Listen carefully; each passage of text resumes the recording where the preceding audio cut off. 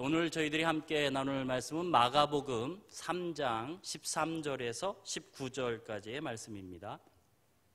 신약성경 마가복음 3장 13절에서 19절까지의 말씀입니다. 오늘 마가복음 3장 13절에서 19절 말씀으로 세우심의 목적이라는 제목으로 함께 나누겠습니다. 마가복음 3장 13절에서 19절까지 말씀, 이 말씀을 우리 한 절씩 교독하여서 읽겠습니다. 제가 먼저 읽겠습니다. 또 산에 오르사 자기가 원하시는 자들을 부르시니 나아온지라.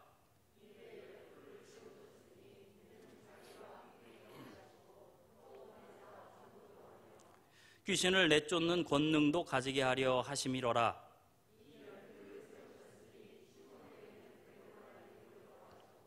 또 세베대의 아들 야고보와 야고보의 형제 요한이니 이 둘에게는 보아너게 곧 우레의 아들이란 이름을 더하셨으며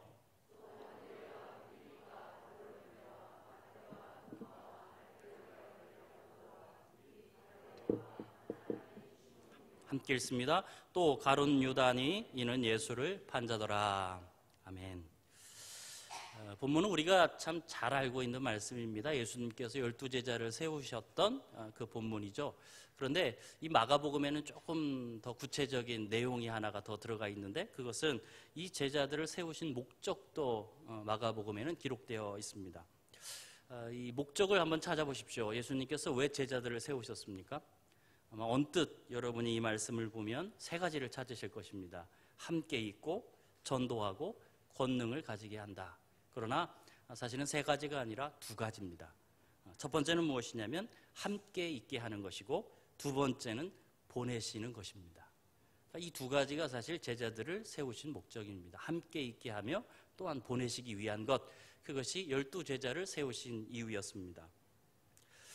예수님께서 이 제자들을 보내시는 것, 그것은 이 중간에 어떤 이렇게 둘씩 파송하는 그런 이야기도 있지만 사실 본격적인 실제적인 어떤 이 제자의 보냄을 우리가 살펴보려면 어디까지 넘어가냐면 부활 이후까지도 넘어가야 합니다. 거기까지 가야 예수님께서 이 제자들을 제대로 보내시는 그런 모습들을 보게 되는 것이죠.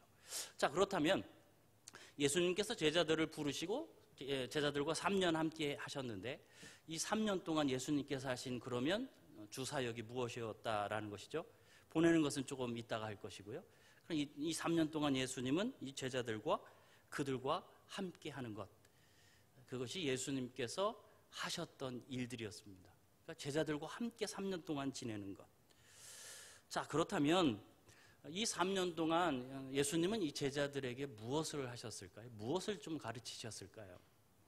오늘 좀 그것을 우리가 살펴보기를 원하는데, 첫 번째, 예수님께서 이 3년 동안 제자들에게 가르치신 것은 예수님과 함께 살아가는 법을 가르치셨습니다. 그러니까 예수님과 함께 살아가는 법을 가르치시는 거예요. 어떻게 살아가야 하는 것인가? 예수님과 함께 산다라는 것은 무엇인가? 사실 그것을 예수님은 3년 동안 사실 가르치셨습니다. 우리가 지난 화요일 그 매일 성경 묵상 본문이 어디였냐면 여러분이 정말 좋아하는 묵상 본문이에요. 성경 말씀이에요. 시편 23편 말씀입니다. 시편 23편 말씀 중에 4절은 이렇게 말씀을 하고 있어요. 23편 4절입니다. 함께 읽겠습니다. 자, 시작. 내가 사망의 음침한 골짜기로 다닐지라도 해를 두려워하지 않을 것은 주께서 나와 함께 하심이라. 주의 지팡이와 막대기가 나를 안위하시나이다. 다윗은 이렇게 고백합니다. 자신이 정말 음침한 사망의 골짜기, 그런 고난의 기간을 살아갈 때에 주께서 나와 함께 하셨다, 이렇게 고백하고 있더라라는 것입니다. 여러분, 이 하나님께서, 주님께서 이 다윗과 함께 하셨다라는 것은 다윗이 살아갔던 삶의 바깥에서 그를 도와주셨다라는 그런 이야기가 아니라 그와 함께 사셨다라는 그런 말씀이라는 것이죠. 주님은 다윗과 고난을 함께 겪으셨고, 주님은 이 다윗이 그 고난 속에서 두려워하는 것도 함께 느끼셨다라는 것입니다. 한마디로 말한다면 다윗은 하나님과 어떻게 해요? 그냥 항상 함께 살아가는 삶을 살았다라는 것입니다. 예수님께서 제자들에게 가르치고 싶었던 것은 바로 이러한 삶이었습니다. 하나님에 대한 어떤 엄청난 지식이나 이 사역에 대한 정말 놀라운 기술 이런 것을 가르치고 싶으셨던 것이 아니라 그냥 예수님과 함께 사는 법을 가르치고 싶으신 거예요. 여러분, 예수님과 함께 사는 법을 배우는 가장 좋은 방법이 뭘까요? 주님과 함께 사는 법을 배우는 가장 좋은 방법이 뭐예요? 예수님과 실제적으로 함께 사는 겁니다. 예수님과 함께 사는 법을 이렇게 제자들에게 가르치기 위해요. 자기와 함께 살아가는 법을 가르치시기 위해서 사실 지금 예수님께서 그 제자들을 부르고 계신다라고 오늘 본문에서 그 목적을 말씀하고 있는 겁니다. 여러분, 지금 우리가 예수님의 제자로 살아가는 것 또는 예수님의 제자로 훈련되는 것도 사실은 다르지 않다라고 생각합니다. 여러분, 지금도 예수님의 제자가 되는 핵심이 무엇이냐? 그것은 예수님과 함께 사는 법을 배우는 겁니다. 예수님과 함께 사는 법. 그러한 삶에는 사실은 그 말씀과 기도가 강조될 수밖에 없어요.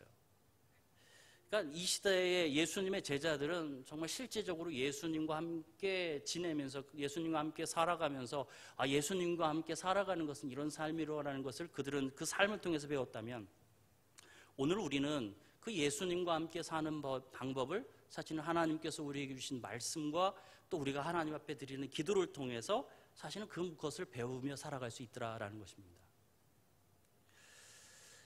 그러니까 말씀 묵사의 핵심이 무엇인가? 여러분, 기도의 핵심은 무엇인가를 우리가 찾을 수 있죠. 그것은 다른 것이 아니에요. 뭔가를 아는 것이 아니라 사는 겁니다.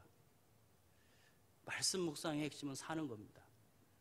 기도의 핵심도 사는 겁니다. 하지만 우리가 이 핵심을 놓칠 때가 얼마나 많은지 모릅니다. 저도 이 핵심을 너무 많이 놓치고 살아갑니다. 핵심은 뭐냐? 사는 법을 배우는 거거든요. 내가 정말 오늘 어떻게 살아갈 건가를 배우는 것이 이것이 핵심인데 사실 그것을 놓칠 때가 굉장히 많습니다.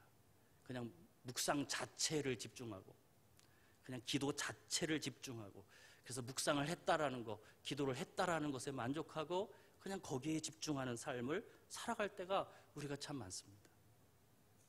그런데 만약에 말이에요, 이러한 것을 통해서 정말 핵심이 되는 예수님과 함께 사는 방법 우리가 정말 배우지 못한다면 좀 과격한 말씀이지만 우리의 묵상이 어떤 국어 독해력을 향상시키는 것 또는 우리의 기도가 그냥 허공에다가 소리 지르고 있는 그것과 뭐가 다를까 그런 생각들을 간혹가다 하게 되더라는 것입니다. 물론 이건 좀 과격한 말이에요. 여러분, 가룟 유다를 생각해 보시면 우리가 너무나도 잘 알 수 있지 않습니까? 가룟 유다, 예수를 판 자더라 이렇게 말씀하죠. 가룟 유다가 예수님과 3년 동안 함께 살았지 않습니까? 그런데 예수님과 3년 동안 사는 동안 정말 예수님과 함께 사는 방법을 배우지 못했습니다. 3년간 예수님과 살았지만 진짜 예수님과 사는 방법을 배우지 못하니까 예수님을 배신하는 자들가 되더라라는 것이죠. 예수님을 따르는 사람은 그 당시에 너무나도 참 많았습니다. 그래서 성경은 예수님을 따르는 사람을 무리라고 표현합니다. 본문 앞에 나오는 이야기 7절 말씀으로 가보셔도 큰 무리가 따르며 라고 말씀하고 있고 이 다음 이야기가 시작되는 20절 말씀을 보아도 무리가 다시 모임으로 이렇게 말씀을 하고 있어요. 그러니까 예수님이 가는 곳마다 무리들이 얼마나 많이 모였는지 몰라요. 그런데 예수님께서는 그 무리들 가운데 특별하게 12명을 딱 골라서 세우시더라는 거예요. 그런데 이 12명이 어떤 사람이에요? 어부입니다.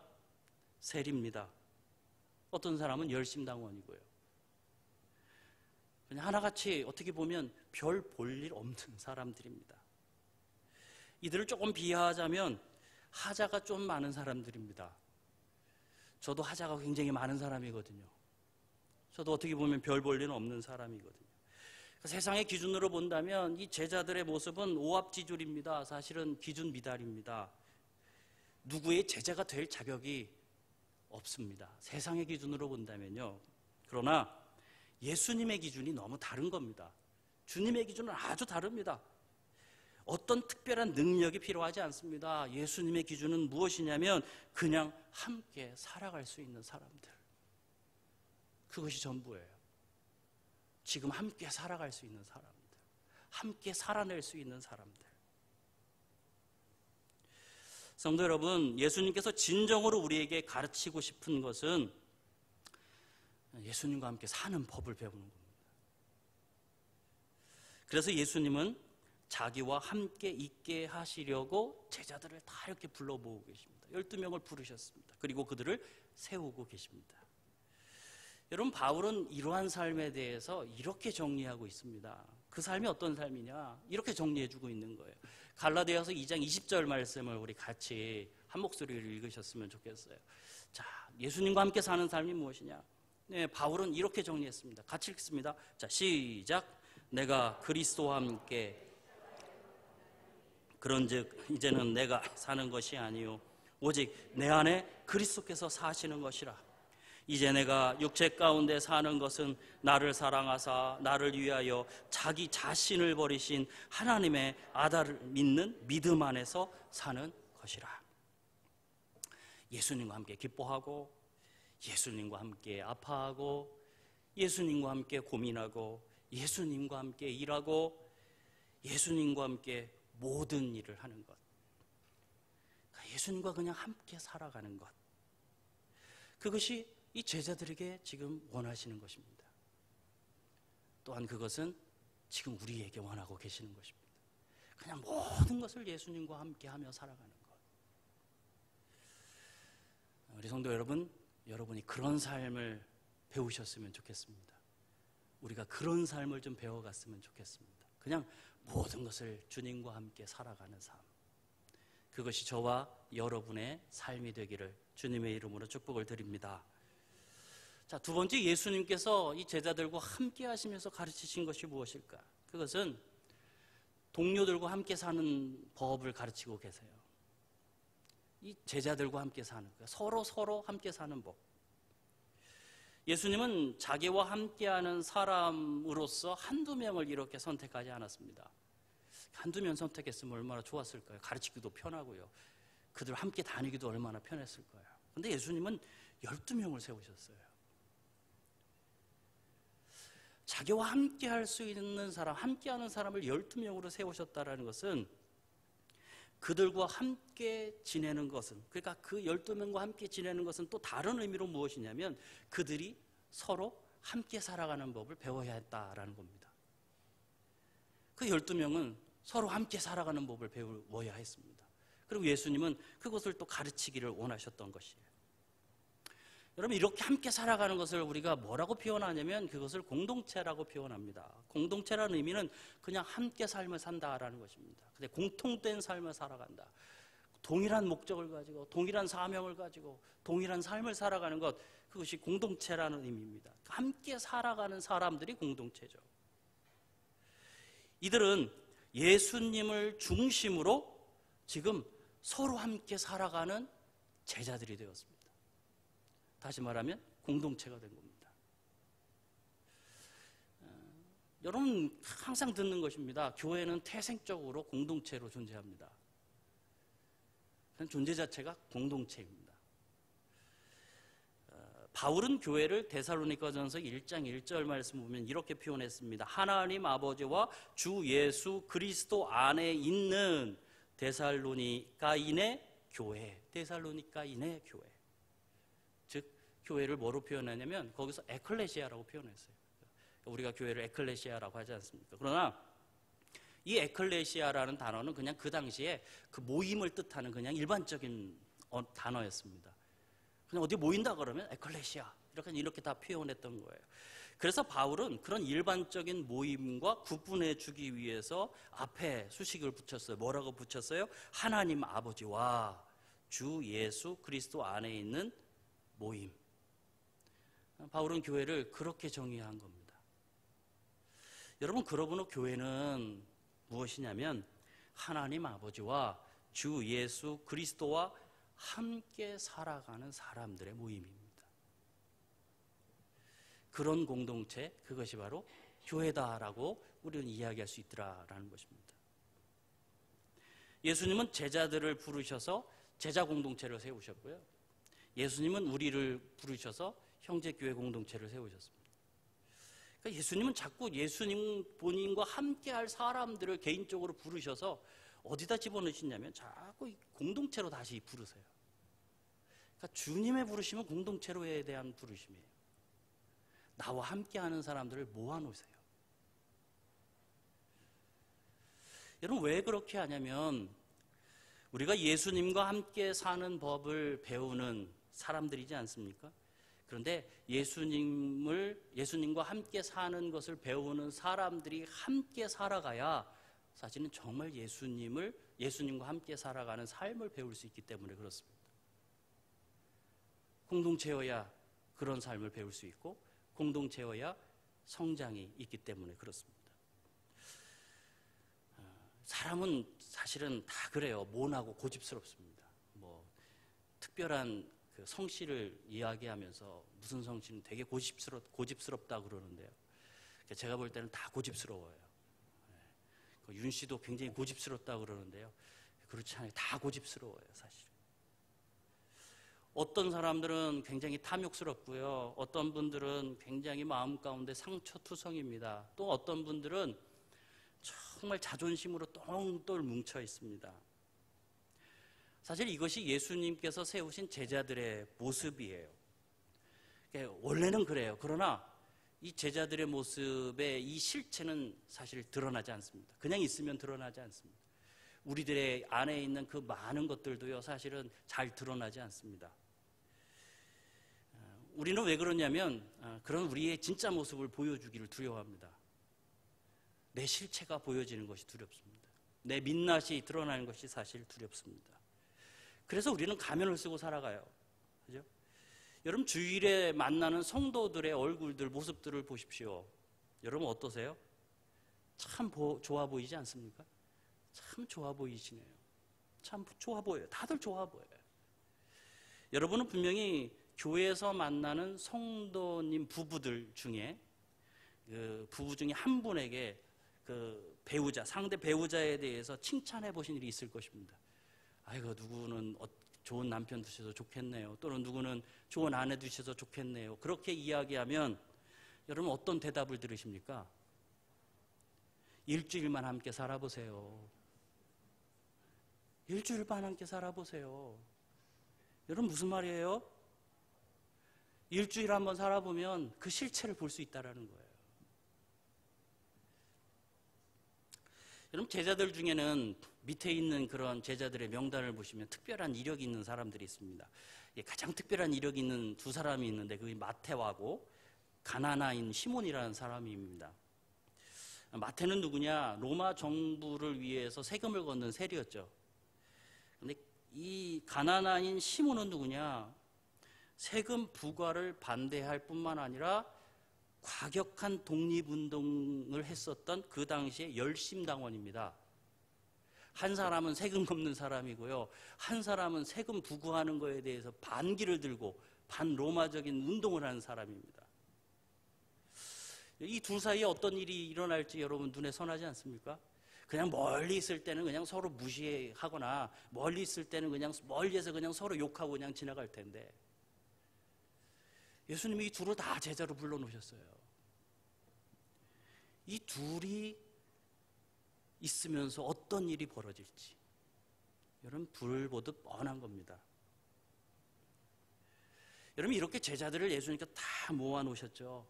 이들은 함께 살아가게 될 겁니다. 예수님과 함께 살아가야 되니까요. 그러면서 그들 안에 감추어 두었던 모든 실체가 다 드러날 겁니다. 그들의 민낯이 다 드러나게 될 것입니다.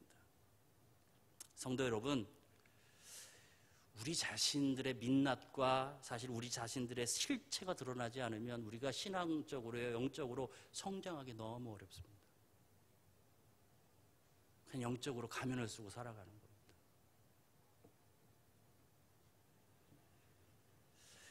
그런데 또 반대로 이런 실체가 드러나기 시작하면 필수 과정이 또 다 기다리고 있어요. 필수 과정이 뭐냐면 갈등입니다.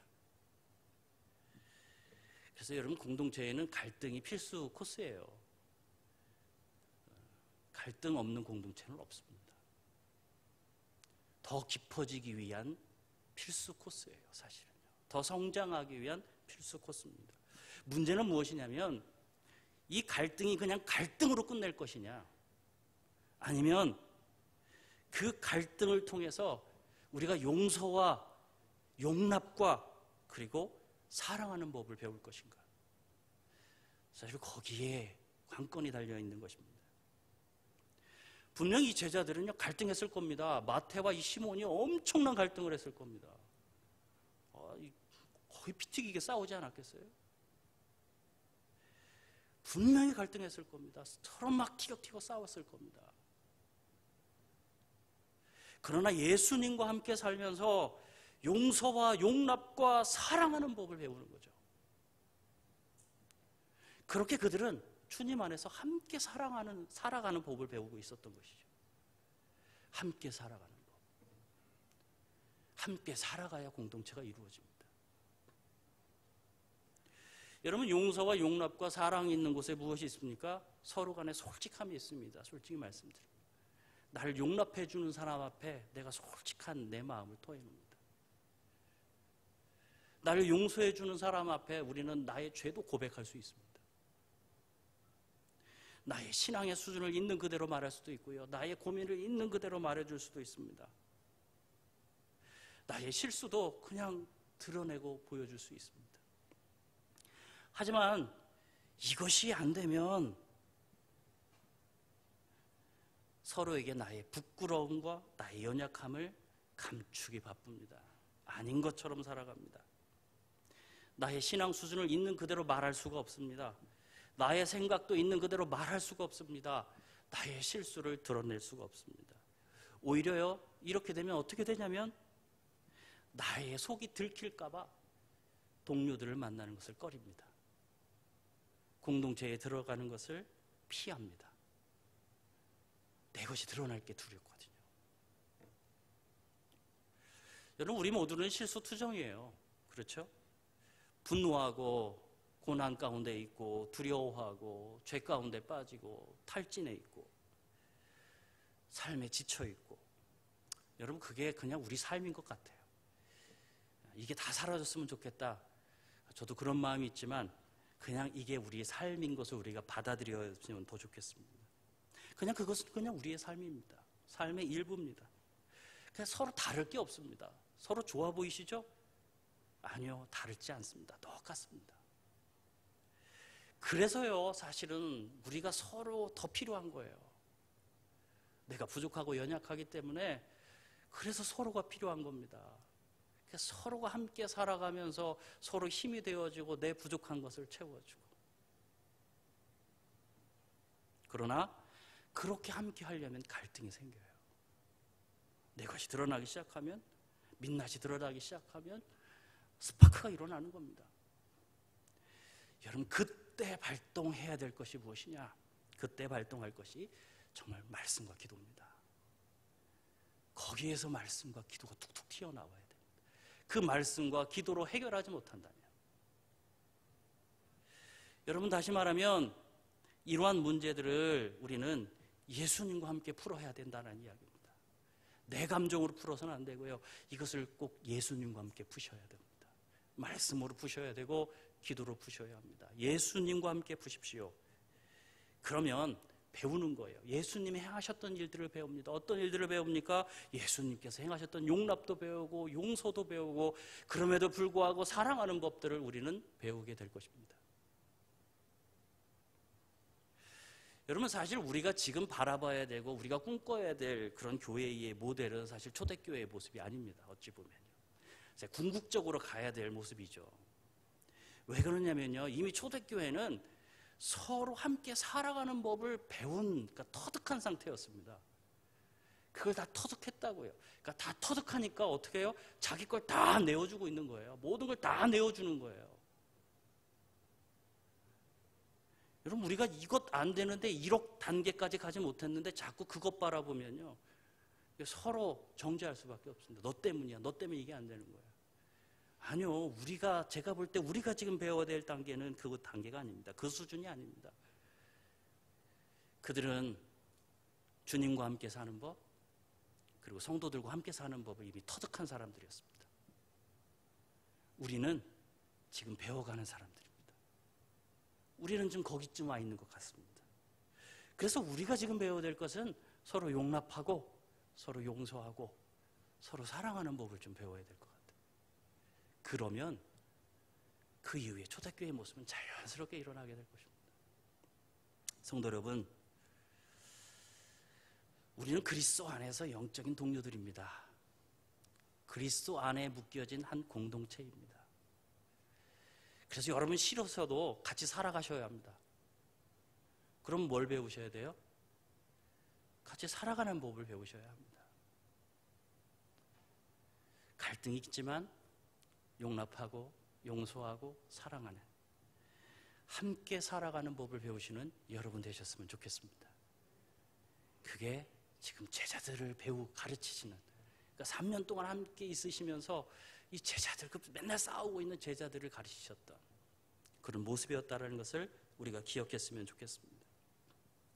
예수님과 함께 사는 것, 그리고 예수님 안에서 우리가 서로 함께 살아가는 것, 여러분 그것은 사실 우리가 해야 될 사명, 사역과도 사실 밀접한 관련을 갖고 있어요. 그런 관계를 갖고 있습니다.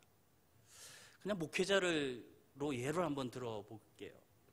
여러분 이 시대에 여러분이 정말 원하는 목회자가 누굽니까? 어떤 목회자를 원하십니까? 이거 생각하면 저 막 굉장히 부끄러운데요. 어떤 목회자 원합니까? 정말 뛰어난 설교가를 원하십니까? 정말 그거 원하신다면 그냥 TV 틀어놓으세요. 인터넷 들어가서 명설교가의 설교를 들으십시오. 그러나 요즘 제가 느끼는, 그리고 성도들이 원하는 목회자는 이런 목회자를 원하는 것 같아요. 물론 설교도 잘해야 되겠지만 정말 진정 원하는 것은 그냥 삶의 현장에서 함께 살아가면서 그냥 말씀대로 살아가는 모습을 보여주는 목회자를 원하시는 것 같아요. 저 그거 생각하면 굉장히 부끄럽습니다. 그런 목회자를 원하는 시대가 되었다라는 거예요. 여러분 여기에서 보더라도 무엇입니까? 목회자의 사명과 목회자의 사역, 그리고 목회자의 삶과는 분리가 되지 않습니다. 절대 분리가 될 수가 없습니다. 사는 것과 사명은 분리되지 않습니다. 사실 이 원리는 우리 모두에게 적용돼요. 여러분들에게 적용되는 겁니다. 세상이 우리 성도님들에게 진짜 원하는 게 무엇일까요? 여러분이 던지는 메시지를 원할까요? 아니면 여러분이 사는 모습을 원할까요? 사는 것을 원하는 겁니다. 여러분 사는 것과 이 사명이 분리되지 않는 것은 사실 예수님께서 우리 가운데 보여주신 것입니다. 자, 요한복음 20장 21절 말씀을 우리 같이 읽겠습니다. 요한복음 20장 21절 말씀입니다.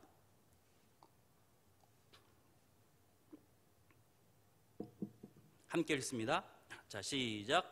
예수께서 또 이르시되 너희에게 평강이 있을지어다. 아버지께서 나를 보내신 것 같이 나도 너를 보내노라. 예수님은 아버지께서, 그러니까 하나님으로부터 본인께서 이 세상으로 보내심을 받았다라고 그렇게 말씀을 하십니다.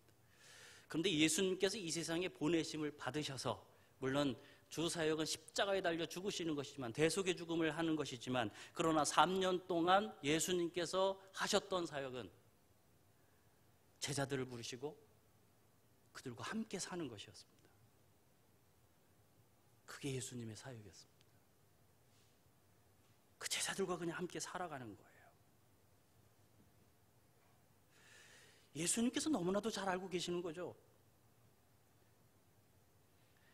예수님 자신과 함께 살아가는 것, 그리고 자신 안에서 서로가 함께 살아가는 법을 배우지 못하는 제자들은 사명을 온전히 감당할 수 없다는 사실을 너무나도 잘 아셨던 겁니다. 정말 삶을 살아가는 법을 잘 배우지 못한다면 사명을 감당할 수 없다는 것을 잘 아셨던 것입니다. 그런데 이제 예수님께서 3년 지나시고 그들과 함께 다 사신 이후에, 부활하신 이후에 나타나셔서 뭐라고 조금 전에 말씀하셨냐면, 이제는 나를 하나님께서 보내셨던 것처럼 나도 너를 보내겠다, 너희들을 보내겠다라고 이렇게 말씀을 하십니다. 무엇을 위해서 보내십니까? 오늘 본문으로 오시면 14절 하반절에부터 15절 말씀이에요. 우리 14절 하반절에 있는 전도도부터 우리 같이 읽겠습니다. 같이 읽습니다. 시작. 전도도 하며 귀신을 내쫓는 권능도 가지게 하려 하심이라. 앞으로 제자들은 세상에 보내질 것입니다. 그래서 보내져서 그들은 하나님 나라 복음을 전파할 것입니다. 그리고 그들은 세상으로 나아가서 예수 그리스도의 권능도 세상 가운데 보여주게 될 것입니다. 그러나 예수님께서 보여주신 원리를 따른다면 이 제자들은 보내진 그곳에 가서 사역부터가 아닙니다. 무엇부터 해야 됩니까? 그들과 함께 살아야 합니다. 세상 속으로 들어가서 그 세상에서 살아야 합니다. 삶으로 가르친 것만 남는다라는 그런 말이 있습니다. 그런 뭐 책 제목도 있고요. 여러분, 우리가 세상에서 제대로 살지 못한다면 정말 사역을 열심히 해도요, 사실 아무것도 남지 않습니다. 전도도 하며 선교가 무엇일까? 이런 생각을 해봤을 때 이 본문을 통해서 우리 가운데 보여주는 것은 이런 것 같아요. 예수님과 함께 사는 내가, 그리고 공동체와 함께 살 수 있는 내가 세상 속에 들어가서 그들과 함께 사는 것, 그들과 함께 사는 것. 복음을 들고 나아간 선교사님들을 한번 생각해 보십시오. 그들이 그 땅 끝에 가서, 보내진 그곳에 가서 제일 먼저 뭘 해야 됩니까? 선교사님도 그 땅에 가서 거기서 그들과 먼저 살아야 합니다. 거기서 그리스도인의 삶을 살아야 합니다. 여러분, 그들과 함께 살지 않고는 그들에게 예수님을 전달해 줄 수가 없습니다. 여러분, 여기에 사는 우리도 마찬가지라고 생각합니다. 우리도 예수님에 의해서 보냄받은 사람들입니다. 여러분도 다 보냄받은 사람들입니다. 그 사실을 알고 살아가셔야 합니다. 여러분, 그렇기 때문에 우리도 세상에서 살아야 합니다. 살아내야 합니다. 예수님은 우리가 그렇게 세상 가운데 예수님과 함께 살아가는 삶을 살아갈 때, 그럴 때 우리를 세상의 빛이다 라고 이렇게 말씀해 주셨습니다. 너희는 세상의 빛이다. 그러면서 그런 삶을 살아가면 이렇게 될 것이다 라고도 말씀해 주셨습니다. 마태복음 5장 16절 말씀입니다. 우리 같이 마태복음 5장 16절 말씀도 같이 읽겠습니다. 함께 읽습니다. 자, 시작. 이같이 너희 빛이 사람 앞에 비치게 하여 그들로 너희의 착한 행실을 보고 하늘에 계신 너희 아버지께 영광을 돌리게 하라. 그래서 우리 가운데 정말 시급한 게 뭐냐면요, 사는 법을 배우는 것입니다. 그리스도인으로 사는 법을 좀 배우는 겁니다. 이거 너무나도 중요한 것입니다. 어떻게 보면 핵심과도 같습니다. 그리스도인이 살아내지 못하면 아무것도 할 수 없습니다. 여러분, 예수님과 함께 사는 법을 배우십시오. 여러분, 공동체에서 함께 사는 법을 배우셔야 합니다. 그리고 마지막으로 세상에서 사는 법을 우리 같이 배워야 합니다. 오늘 설교를 통해서 여러분이 이런 고민을 좀 했으면 좋겠습니다. 오늘 그냥 이런 고민을 하고 돌아가셨으면 좋겠어요. 나는 지금 현재 살아가고 있는 내 삶의 현장에서, 실제적인 삶 속에서 예수님과 어떻게 함께 살아갈 수 있을까? 나는 오늘 어떻게 살아갈 수 있을까?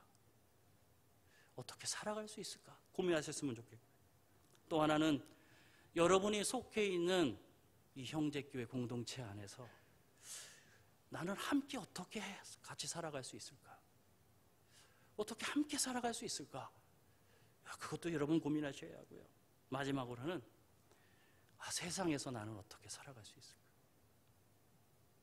어떻게 주님과 함께 살아가는 삶과 형제자매와 함께 살아갔던 그 삶을 가지고 세상에 나가서 어떻게 거기서 또 그렇게 살아갈 수 있을까? 여러분, 그것을 우리가 정말 진지하게 고민하셨으면 좋겠습니다. 예수님께서 제자를 세우신 목적이 무엇입니까? 그것은 그냥 한마디로 이것입니다. 사는 법을 가르치기 위해서 그들을 부르셨고 그들과 함께 하셨습니다. 그런 사는 법을 배우는 저와 여러분이 되었으면 좋겠습니다. 기도하겠습니다. 반갑습니다. 네, 잘 지내고 계시죠? 네. 교회 소식 알려드리겠습니다. 계속해서 사회적 거리두기를 지키고 있고요. 그래서 이렇게 신청을 하고 계속해서 예배를 한동안은 드리셔야 될 것 같습니다. 그래서 각 예배당 60분 그렇게 우리가 한정해서 우리가 신청을 받고 있다라는 거 기억하시고요. 꼭 목요일에 문자와 또 카카오톡 채널이 날아가니까 그곳에 꼭 여러분 신청하고 예배 드려주시면 좋겠습니다. 그리고 주일 예배 영상 또 설교 영상이죠. 계속해서 우리 홈페이지, 유튜브 또 그리고 카카오 채널에 올라가고 있다는 거 기억하시고 뭐 예배를 드리셨다 하더라도 주중에 한번 다시 들어가셔서 또 들으셔도 참 좋을 것 같습니다. 그리고 경기문화재단 이 주차장을 저희들이 사용하지 못하게 됐다라는 거 말씀을 드렸고요. 그런데 혹시라도 주차권을 좀 미리 가지고 계신 분들은 사무국에 가시면 환불해 드리겠습니다. 가지고 사무국에 들려주시기 바랍니다. 그리고 이제 내일 아마 좀 소개를 하게 될 텐데요. 우리 생명샘 찬양대 지휘자인 유혜리 지휘자께서 내일까지 사역을 하시고 아마 다른 일정이 있으신 것 같습니다. 보시면 격려해 주시면 좋겠습니다. 그리고 6월, 여러분 6월은 선교의 달로 저희 교회가 지키고 있습니다. 그래서 우리에게 맡겨주신 사명이고 또 어떻게 보면 삶이기도 한 이 선교, 이것을 어떻게 우리가 잘 감당할 것인가 또 한 달 동안 기도하면서 우리 같이 나누셨으면 좋겠고요. 그래서 그 6월 3일 수요일 오전 11시에는 우리 이규왕 선교사님께서 선교 보고를 해주시겠고요. 6월 14일 주일 예배에서는 박준범 선교사님께서 오셔서 말씀을 전해 주시겠습니다. 그리고 6월 27일 토요일입니다. 철로역전 탐방이 있습니다. 이 철로역전 탐방은 이후에 아마 구체적인 광고가 있을 것이고요. 아마 소수의 인원만 신청을 받으실 수 있을 것 같아요. 그래서 가기를 원하시는 분들은 빨리 신청을 하시면 좋을 것 같습니다. 그리고 오늘 오후에 1시 30분 우리 한유연 집사님 그리고 김명리 집사님 장녀인 한누리 자매가 오늘 결혼한다는 것 아시겠죠? 예, 좀 참석하실 분은 참석하시고 또 이후에 축하해 주시면 좋겠습니다.